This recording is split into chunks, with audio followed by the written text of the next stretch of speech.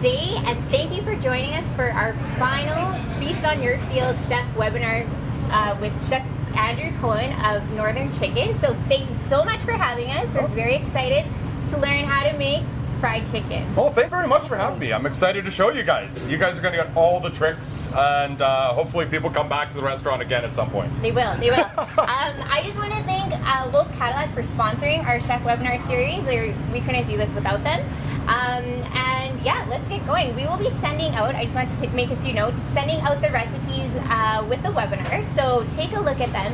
And I also would like, if you have any questions for Chef Andrew, then please send them to me, and we will work on getting those answered to you next week. So thank you, and let's take it away. For sure, thanks for having me.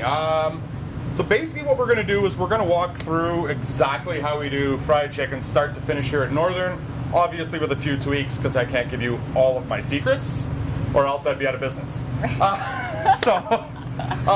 First things first, we use, it's called a broiler chicken. Okay. So they're a little bit bigger. They're about 1.2 to 1.5 kilos. So a little bit bigger than a fryer chicken. We like them to be a little bit meatier. Kind of helps keep the moisture in the chicken too when we're done, frying them up, and it's not dry and kind of old chicken. So we're going to cut that up in 1 second. Okay. First, what we're going to do is we're going to work on some brine. Okay. So we brine all of our chicken for a minimum of 24 hours. It's a buttermilk brine with lots of hot sauce, lots of salt, and lots of pepper. We always use really high-fat buttermilk. It's very key that we use the high-fat buttermilk. If you use the low-fat, it will not stick to the chicken the same way. Okay. And this just coats the chicken really well and helps make a great breading. It's very important. We've tried it with the other one. It was not what we wanted it to be. I always give these a good shake too.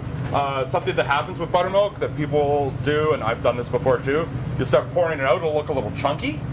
You're like, oh, this is bad. It's buttermilk. It's supposed to be like that a little bit. If you shake it up, it kind of just re-emulsifies really nicely. So, really nice big container that you can kind of fit it all in. You got to fit a bunch of chicken in there too, so make sure you got lots of space. This is a 7-liter container. You probably don't have this at your house. Put some good sized Tupperware. If you don't have a container, a really big freezer bag works great. Oh, that's a good idea. So also doesn't take up as much space in your fridge. So when you're buying your chickens, I mean, you guys use a company, but if, say, I wanted to go buy a broiler chicken, what would I be looking for at the you gotta go to any grocery store, and usually they'll list them as roaster chickens versus a fryer chicken. And it's just the size difference. Your fryer chickens are usually really small, meant to be fried. Broiler chickens are a little bit bigger, meant to be roasted. Okay. We just like the meatier chicken. And there's just things about frying it. We'll get to that for sure. Okay, that's good. Thank you. So we'll start with some buttermilk in here. I've carefully measured out my salt. It always looks like you're adding a lot of salt to this, but you want to add a lot of salt. You want the chicken to be really, really seasoned, and all the salt that you put in doesn't go into the chicken. We are getting rid of the brine later. It all doesn't go in there, so don't stress. Oh, this is so much salt. It's fine. Okay. So add my salt, add my pepper. We always use fresh cracked pepper. That pre-bought, really powdery pepper does not have the same flavor as getting really nice fresh peppercorns and grinding them yourself. Okay. You can use way less, and it'll cost you way less at the end of the day. Okay, that's good. I'm one of those people. Spices, if they're on your shelf for more than a year or two, chuck them. At that point, they've lost their flavor. They're not quite as intense. You have to use double or triple that you would have had to, and they're not the same. So the quality's not there. So pepper, and then typically from here we just use your favorite hot sauce.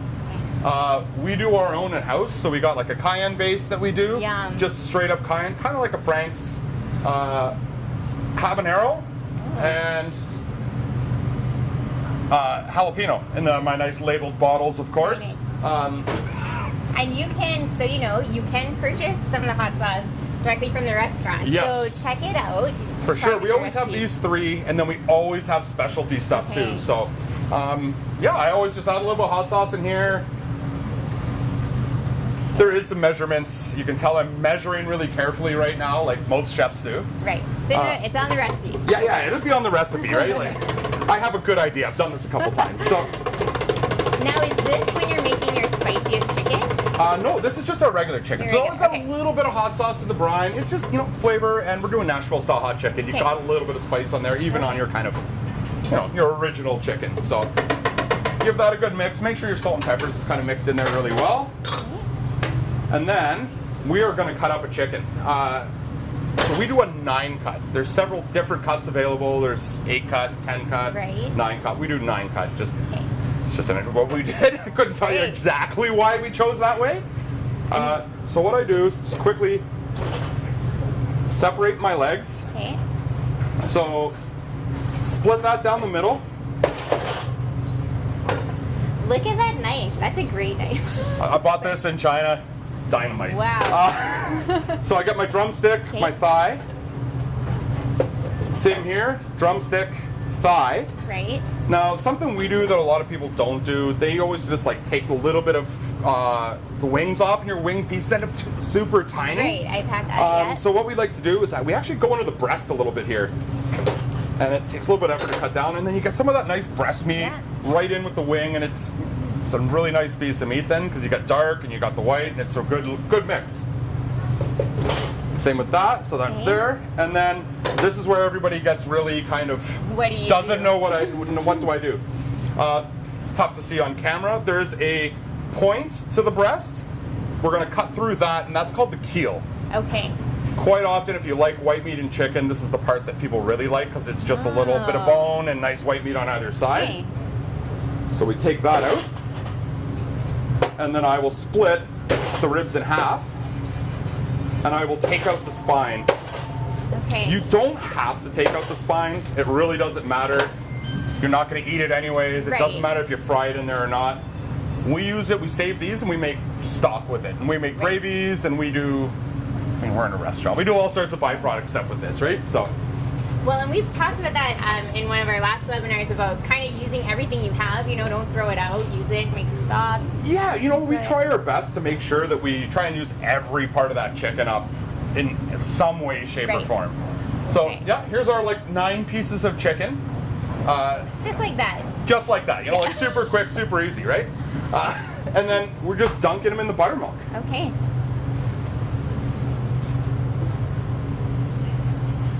And I'll just kind of make sure that they're all in there. It's lots of buttermilk. It's going to be really kind of submerged, and that's fine. So this is the same way you would do saltwater brine. Right. It's kind of like a salty buttermilk brine, and we're going to leave it in there for 24 hours. Okay. It's kind of the idea. And through magic of TV, 24 hours later, we have some chicken ready to go. Perfect. So we've left this in overnight. Let it soak. The idea is you want to let the salts and everything get in there. Whenever you have that really, really nice seasoned chicken, it's because they brined it well and taken the time to take this step. And does that help with like the juiciness of it all? Yeah, it's going to help keep the moisture in. You're going to get that kind of saltiness all throughout the chicken rather than just on the outside. You don't want to have like a salty outside and like under seasoned inside. This just ensures that we get salt and seasoning all the way through the chicken. And so we've let that go. It's ready. The unfortunate thing with this is the byproduct is we end up having to throw out buttermilk. There's nothing in the world that I would feel safe. No, not when chicken's been doing with this buttermilk after sitting in for 24 hours with chicken. It's just kind of a byproduct and an unfortunate thing for us because we probably do a few hundred of these cartons a week. Wow. That end up with a little bit of byproduct, and that kind of sucks, but I mean, it is what it is for us too, right? You gotta be safe, right? Exactly. Talk about that a lot these days, so. Yeah, especially COVID, we gotta kind of remember how to be really safe. So after the chicken's kind of ready, the next thing we gotta get ready is the breading. Right. This is kind of the key. Colonel's secret spices, whatever you want to call it along the way. Are we gonna learn your secret spice? Yes and no. One of them, yeah. I'm actually giving you like pretty much like almost the spot on recipe. We've had to adjust it a bit for home cooks. Right. Because ours is like 12.5 grams. You're like, the quantities are just so different, like really, I wouldn't stress too much about your amounts other than salt. I always measure my salt really well. The rest of it, I just freestyle personally, but I have given you amounts to actually use along the way. Perfect. So we're starting with, this is about 2 kilos of flour. We just use an all-purpose flour, nothing special to it, just get it off the shelves at the grocery store. It's pretty generic. So, because I get it everywhere here too. That's great. Okay. So I have a whole bunch of spices kind of pre-done for us here too. Okay. Garlic powder, again, this kind of looks pre-measured and kind of save us a lot of time here. For sure. Garlic powder, cayenne pepper. Okay. Got to get a little bit of that spice in there. It is Nashville style chicken. This is a smoked paprika. So everyone's used to kind of that regular, red paprika. Depending on where you get it from, it can be a little flavorless. Right. If it's old, it's really flavorless. These are great. It's smoked ahead of time, and you can smell it. It's just, that's it's great. super nice, kind of that like smokiness to it. Kind of like that barbecue kind of like And feel a little bit, right? when you're looking for these, do you find this at the grocery store? Are there local places you can find There's them? lots of local places you can find, grocery stores. Smoked paprika is a little bit tougher to find. You got to dive in, try and find that a little better. We personally, we have a supplier that brings it all to us. But there is lots of specialty spice places around town. I mean, there's actually a lot of great Indian food stores that carry a ton of great spices. And they're a great place to go find them because they're always nice and fresh, great quantities, and usually fairly inexpensive. That's a good point. So chili powder, same kind of thing you would just use for your batch of chili. Again, you kind of get the idea. We're not going too crazy spicy, but spice in there. Mustard powder. We're in Canada, you gotta have mustard powder, right? Cumin, so we get that little bit of that kind of. I love it. Yeah. Yeah. Good. And then again, salt and pepper. And again, as I said, I try and keep these spices as fresh as possible. We buy them in the smallest quantities that we need to. Right. Buying bulk spices seems like a great idea. You're like, oh, great! I got it at Costco, 10 pounds of cayenne pepper for $3, but it's kind of a waste at the end of the day. As good as the deal seems, it's not quite there. So something I like to do too, this is my kind of kitchen hack for people as I'm pulling things apart in my kitchen. Using a whisk to mix your dry ingredients. Works really, really, really well. Comes together Yeah, that's a great idea. in no time. Wow. Great tips. See, we've learned so much already. Yep. Nice, kind of even and. Okay. We make this in like 20, 40 kilo batches. I actually have to, for the chicken spice mostly, for when we do this, we contract it out and get the batches made.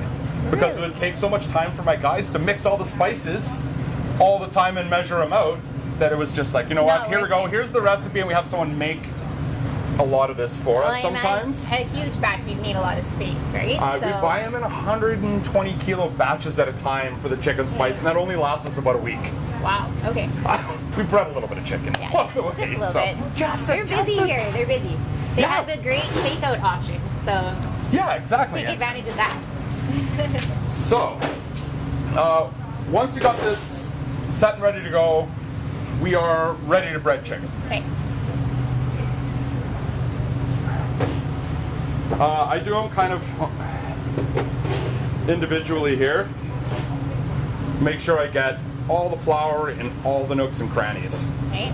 Kind of want to press down, just make sure that it's really on there. Yeah, like you can see that it's all in those nice little nooks and crannies. I'll even stuff them in there a little bit. Just the more kind of breading you have on there, the more crunchy goodness and delicious.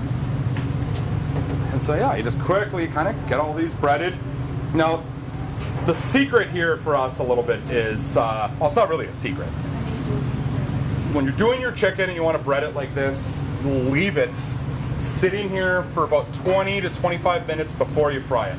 Okay. So what'll happen is the flour will slowly start to soak in all that buttermilk that we soaked the chicken in. Yeah. And create a really nice batter around the outside. And then you don't have a whole bunch of loose flour. Right. So I feel like sometimes it gets lost in the fryer, right? Or you bread something and all the extra flour's falling off all over the place. Kind of want to avoid that. So we let it sit for at least 20 minutes. Okay. You can even let them go a little bit longer. Okay. Let them go for an hour in the fridge too before if we've really had to. Yeah. Or we're trying to get ahead. But I mean, for us it's really important to kind of let that chicken soak in there as long as possible. So on feast day, when you guys are getting ready with all the cold fried chicken, like how long does that take you to prepare for 500 people? It takes a little bit of time. Usually we kind of get an army of people in the morning.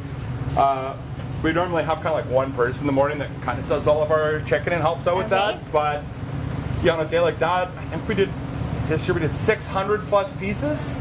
Yeah, it's amazing. For Feast on the Field, which is a lot.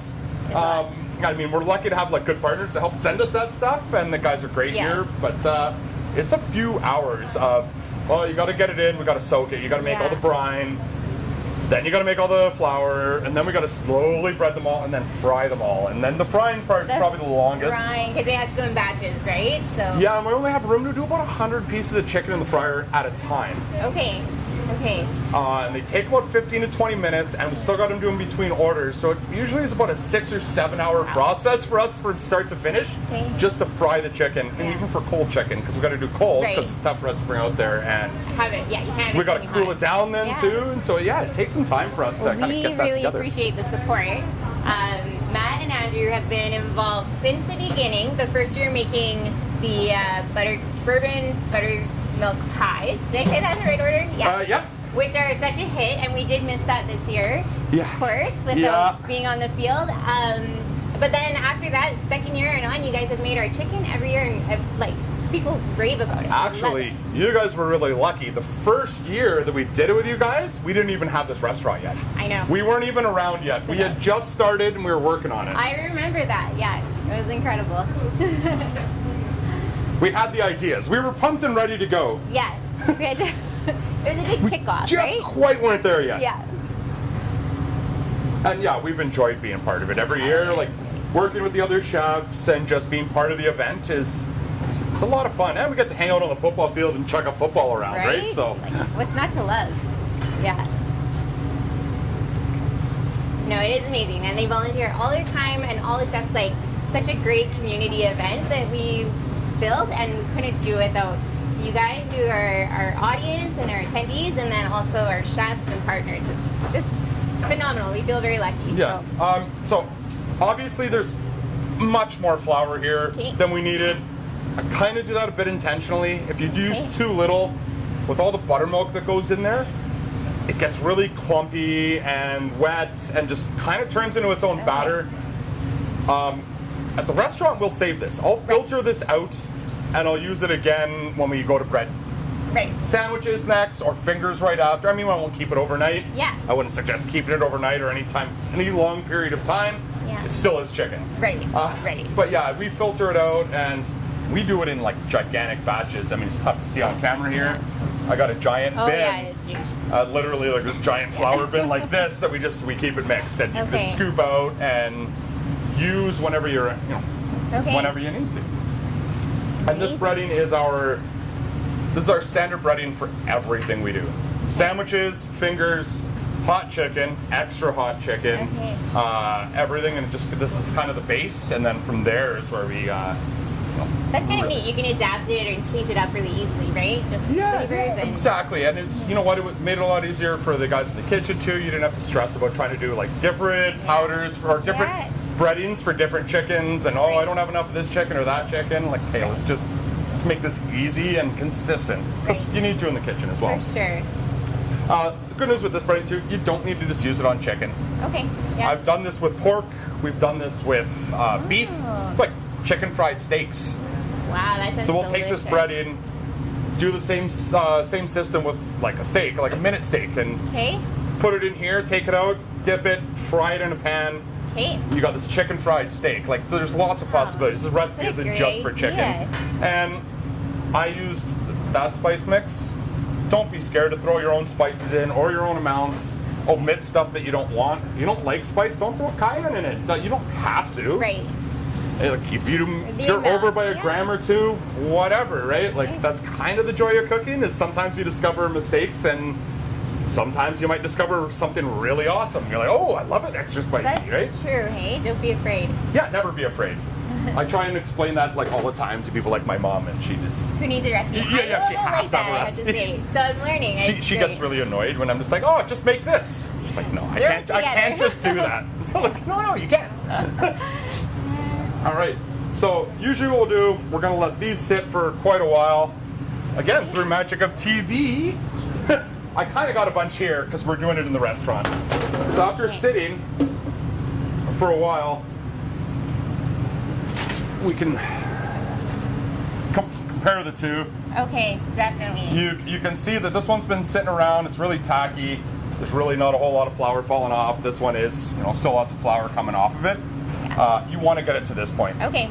It's just going to be a really nice batter. It's going to stick in the fryer really, really well, and you're going to get a really good color out of it. So you're saying you can leave it for like, once you get the flour on there, like an hour or so. It takes them a little time. You know what you could do? I mean, again, it's me. I don't want to tell everyone how to prep their food. You could set this up in the morning. Yeah. Come home from work, fry it at night. That's what I mean. Like, just because that's the part this part takes the longest, the waiting part. So if you have it ready to go. You cut your chicken up. You get it soaking the night before. In the morning, you can just quickly bread it all. It takes 2 minutes. Pop it in your fridge. Just leave it in your fridge. It's fine in there all day, uncovered. I never cover it because it gets too wet. Okay. And it's totally fine. Just make sure you're not on top of things you shouldn't be, or it's not spilling everywhere. And then you can just, when you get home, get your oil hot, start frying. Okay. And we're lucky we got deep fryers here. Yeah. Home deep fryers work great. Okay. We actually did a few pop-ups where we only used home deep fryers. Really? It was a struggle. Okay. Doing a few hundred pieces out of a home deep fryer is a struggle. I can see that. The other thing that works really well, cast iron skillets. Great.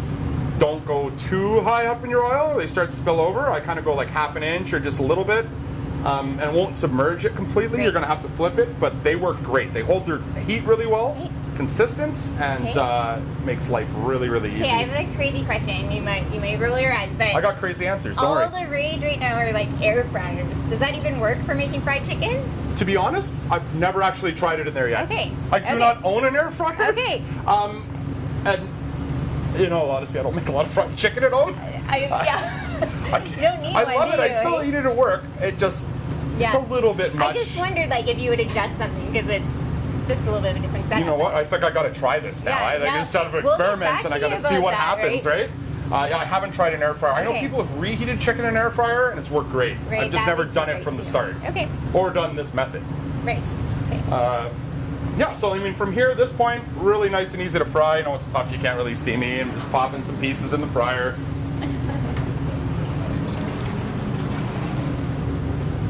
Kind of around the corner, away from everybody. Yeah, safety. Yeah, safety first. We run our fryers actually at a much lower temperature than anybody would really think. When you think fried chicken, you're thinking, oh, high temp, get really, really crispy. It was by accident that we discovered to go frying at a really low temp. Okay. So we're frying it just below 300. Okay. Where most people would go to 350, 375. We're about 295, 300. It was an accident. I think I didn't turn the fryer up one day hot enough while we were doing something, and we threw a batch down, and it turned out great. Yeah. And we're like, oh. And does that extend the time considerably? It does extend the time. So I mean, one of our problems is like probably about 15 minutes start to finish, right, from when we receive your order to when it's kind of the chicken's done. Right. So that's the unfortunate part of it, is you gotta wait a little bit, but you gotta be okay waiting if it's good, right? Well, and it's quality. I mean, the best fried chicken in Edmonton for sure. Yeah. Alberta. I mean, I could go in Canada. I don't know. Oh. Yeah. That's a lot to live up to. The other, kind of the other byproducts of doing it at 300 is it doesn't get really dry on the outside, and it really helps keep the moisture right in the chicken. Okay. So when you pull it up, it isn't dry. The crust's really good. It's not dry and falling apart, falling off, or too dark. Okay. Though, as we're talking about dark chicken, we use a lot of red spices in our chicken. Okay. Cayenne, paprika, chili powder. They will turn your chicken a little bit darker. Our chicken will always be darker than anything you kind of get from like a KFC or wherever else, and it's because of all those red spices. Because they will get darker as you cook them, and it'll help make the batter a little bit darker. So that is kind of one thing to look out for. If you're like, oh, my chicken looks really dark. Yeah, if you're using a bunch of red spices, they will.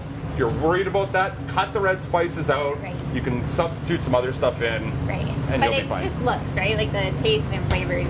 Yeah, Great, right? it is kind of one of those things we ended up fighting with a little bit, where people are like, this is really dark. It's like, you guys, like, it's okay. I Yeah. get it. It's supposed to look like that. Right, right, yeah. It wasn't an accident. It's supposed to be like Yeah. this. So, Okay, good information. so what we're gonna do here now. So, again, magic of TV, guys. I got some fried chicken ready here. Look at that. So, yeah, as I said, it's a little bit darker Yeah. than typical fried chicken you're going to get But elsewhere. it's all covered and Yeah, and it's all covered, and smells so good. I use Insta-read thermometers. Okay. I'm one of the few people that works in Celsius. Right, yeah. I'm going to mess everybody up here. I bring the chicken to about 67 Celsius, Okay. which is just below cooked. Okay. I ride the line. And I don't serve it at 67, but what we do is when we pull the chicken up, we're gonna let it drain off above the fryer, kind of try and get rid of all that excess oil. Right. And it's gonna It's still keep cooking up right? a little bit. And we do like to ride that line just a little bit. That's it. But that kind of helps make it what it is. Right. But it also can create some mistakes along the way, where you get, the odd piece that's maybe got a little pink in the center. Okay. Yeah, But it happens. it's also where you can get the perfectly cooked chicken, Yeah, right? and there is, so chickens do have veins. There is something that happens sometimes in chicken, where especially on the thighs, there's often veins right on the bone. Okay. So if they do contain any little bit of blood, you can cook them a lot, it'll still look pink. Right. Doesn't mean that it's undercooked. Make sure you temp it. The temperature is more important than really how it looks. Okay. And just make sure you're getting above that kind of like 70, 72, 73 degrees. Okay. Celsius again, because I like to mess you all up. We'll put in the notes the Fahrenheit. Yeah. We'll get that. I'll do the conversions later. Yes. We'll ask Google or Siri. I'm sure they'll help us. But so yeah, you can end up with a little bit of like pink in the thigh. Don't stress too much. If you're very worried about it, just pop it back down in the fryer. Okay. It'll be fine. Okay. I mean, I get it. Like, chicken can be one of those worrisome things, and Yeah, it can be scary sometimes just to... yeah, and you know what? If you're not comfortable riding the line at like 67 to 70, cook it up a little bit farther. There's nothing wrong with that. Like, Okay. this is what we're trying to do for our product to keep the quality up and the moisture in the chicken. So that's kind of how we got all these done. And then what we're going to do, I'm stealing from all my guys as they're working here. This is our hot powder. This is what makes hot chicken. Right. Our hot powder, this is the secret recipe, I won't tell you guys. Well, I'll tell you some, but I won't tell you all. It's 1/3 cayenne, Okay. 1/3 paprika, and then 1/3 our secret spice. Ooh. This sounds like a challenge. Figure this out. Well, you guys are more than welcome to. I mean, to be fair, it's not much different than what I kind of did there. I imagine. The amounts and everything. Again, we use smoked paprika in this, and it just kind of adds that smoky, a little bit of sweet, a little bit more depth to your chicken. So once your chicken's kind of fried and looks really nice like this, the one thing I will do quickly is we're kind of back and forth here a bit.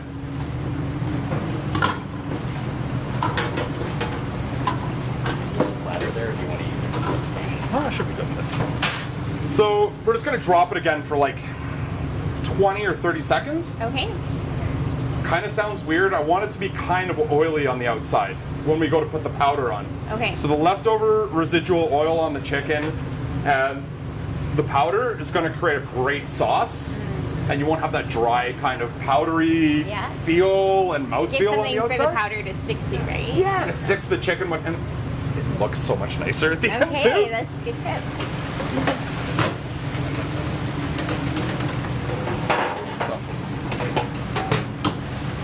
Brought them back up. You can kind of see there's still like a bunch of oil. You got to act kind of quick at this point. Okay. Oh yeah, look how good that looks. Okay. What you're doing. Yeah, just getting that powder all over there.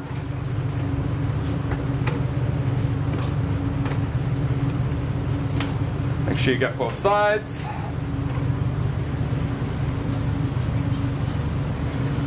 And you can see that like the oil's kind of Oh, I can smell that powder. Yeah, it Good. smells so good. Yeah, very good. And so you can see that it takes a few seconds, obviously, but it's soaking all the seasoning right in there, and it kind of looks nice and dark, and it's completely covered. These shakers are fantastic. I think they're like $4. Really? They're really good if you want to at your house for salt, pepper. Like if you're unsure of yourself and on peppering on things, these are great. You can just. And where do you find those?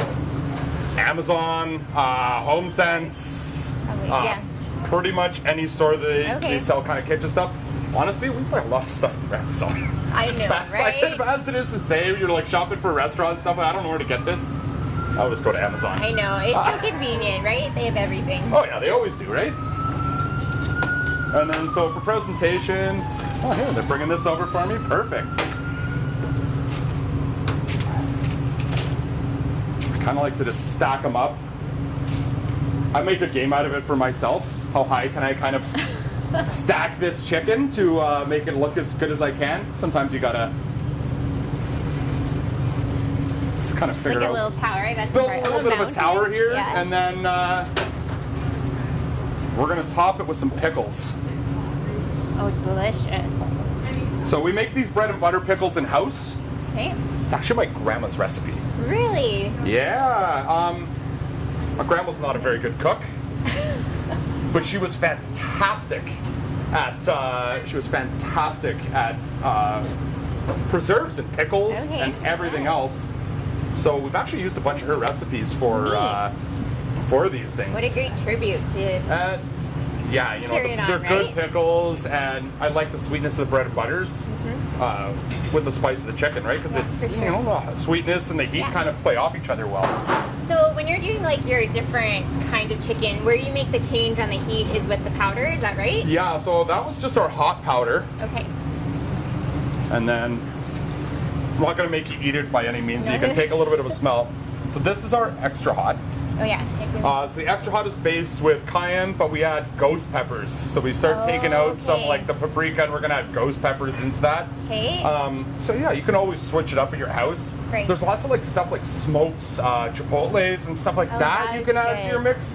Like, be creative. I always try and really tell people like, be creative. Like, try new things. And then this one is this is our really hot one. Oh, yeah. It's we call it WNFA. We're not, insert your own word here, around.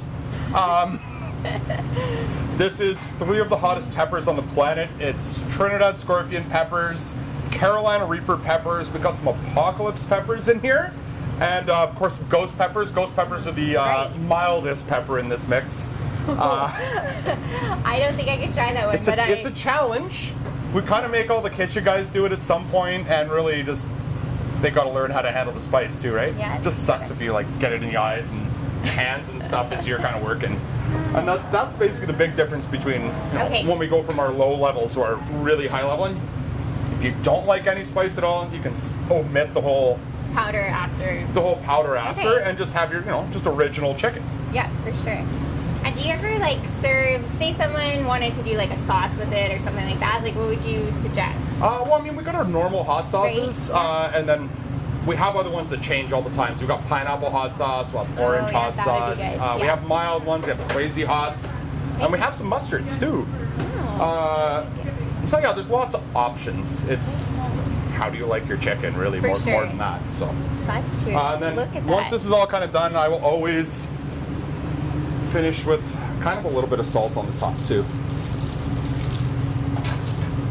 Not too much, just some extra in there. Yeah. I always use kosher salt. Always. And why?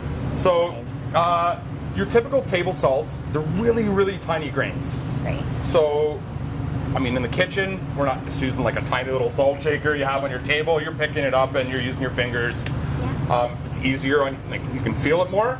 Also, it's not iodized, mineralized. So table salt's got lots of other minerals besides just salt. Right. And that can actually change the taste of your food, where kosher salt is very pure, salt. Okay. And it's so much nicer. You will notice a difference for sure. Okay. I've worked in at least 3 kitchens where I've shown up as the chef and thrown out bags of iodized salt. Be like, get it out of here. I don't want it in there at all. Yeah. To me, it's even at home. I only use kosher salt. That's it. Such a difference, hey? That's great to know. It's a massive difference. It's just better salt, bigger grains, better taste, cleaner taste, and it will make a difference in your food. Like good proper ingredients will make a difference. Yeah, totally, 100%. Wow, that looks amazing. So what kind of, I know at Northern Chicken there's some great sides, but like what's your favorite side to put with your fried chicken? Oh, well, I mean, personally, it's probably the mac and cheese we make. I mean, I think these guys would attest to it. I probably eat my weight in mac and cheese a week.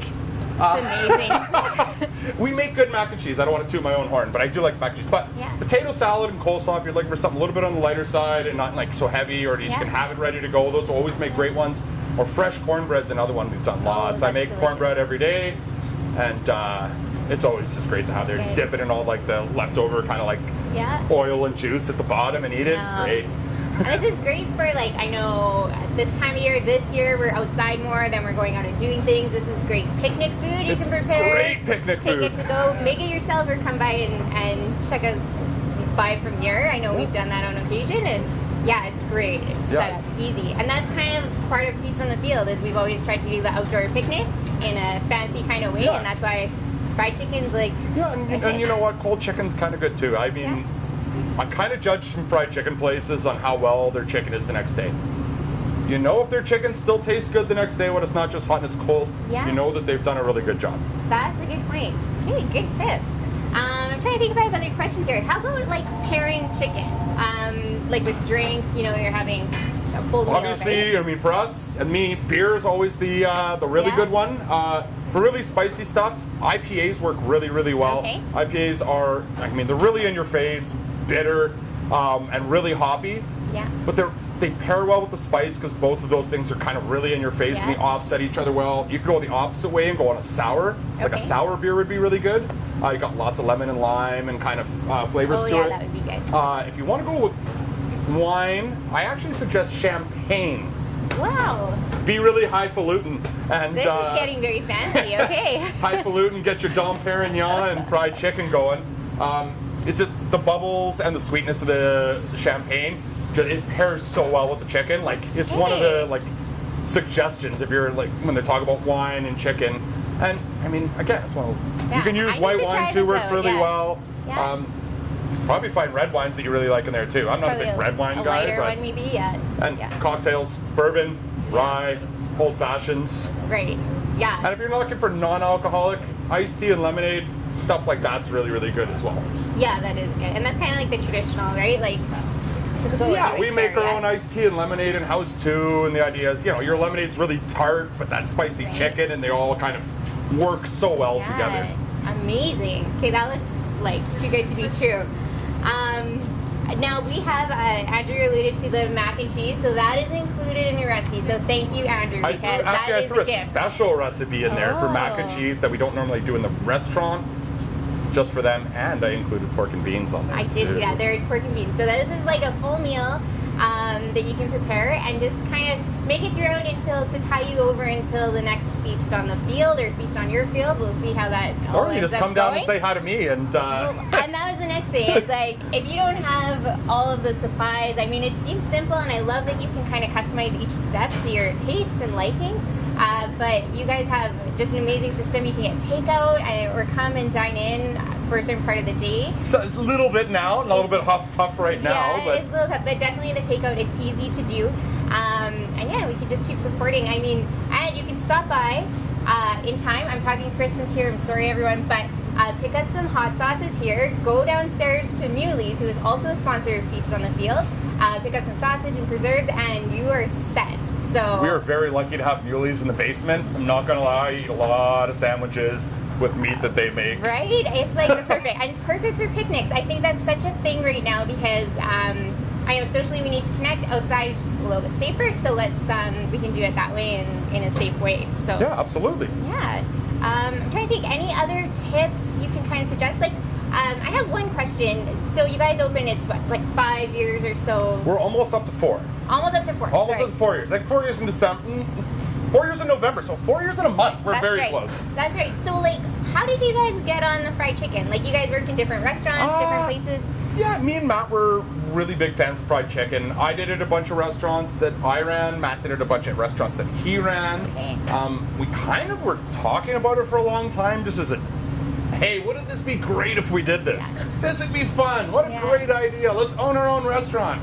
And then eventually we're just like, yeah, you know what? This is a good idea. Let's do this. Yeah. Well, I think in Edmonton, it was like perfect timing, and like there's a niche for it, right? And we decided we wanted to do Nashville Hot as something a little bit different that nobody was kind of doing at the time. Yeah. Lots of fried chicken places, lots of kind of Korean fried chicken places in town, and we wanted to do something that was a little bit different than typically what we would do. Yeah. So. And great quality, right? So it's just amazing. Okay, I think that's good. I want to thank you, Andrew, for doing this webinar. I think it's amazing. I know our attendees and audience really appreciated this, and we'll see, maybe they can share some of their experiences with us of how their chicken turns out. I think that would be a lot of fun. Yeah, please, if you're making chicken at home with this recipe, please message me. Tell me how you did. I'd love to hear how people did on this. Yeah, I think it's fantastic. And yeah, definitely stop by. You know, Thursdays there's the market. There's lots to do around here, so on 124th Street.